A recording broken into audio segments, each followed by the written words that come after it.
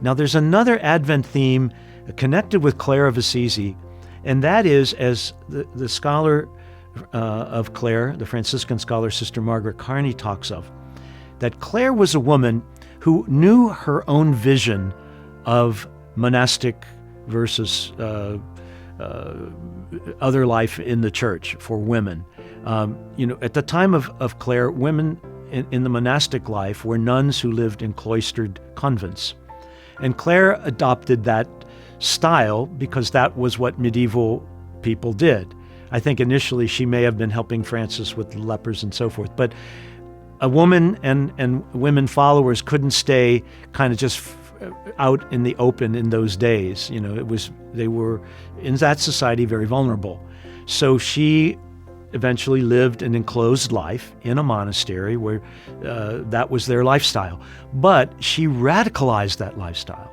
She accepted rich and poor together in her community, and she became the first woman to write a way of life for her particular vision of Franciscan life. No other woman wrote a rule, as we call it, up to that time. Men wrote the rule and imposed it on women's communities. And so here was Clare, who had this unique vision, and she promoted it. She pushed it with cardinals, with popes, with whoever would listen. And as Sister Margaret Carney says, she stayed at the table. And so Clare gives us a model of patient but persistent attention to her vision. And that's an Advent theme for me, that we have an expectation, a persistence, a belief in the hope that Jesus brought into our world by his birth.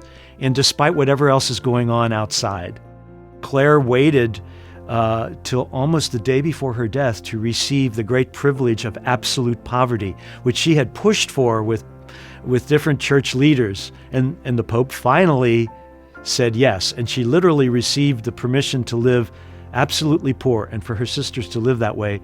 And then she died right after that. But she was patient.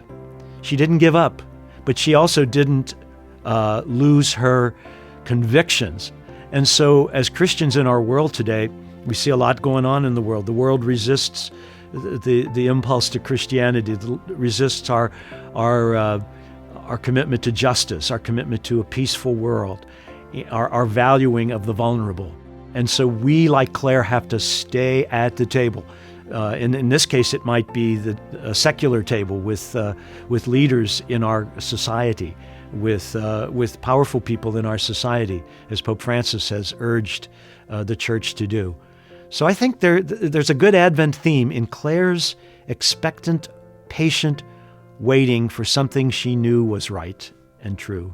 And she found that in Jesus with the vision that she shared with Francis of Assisi.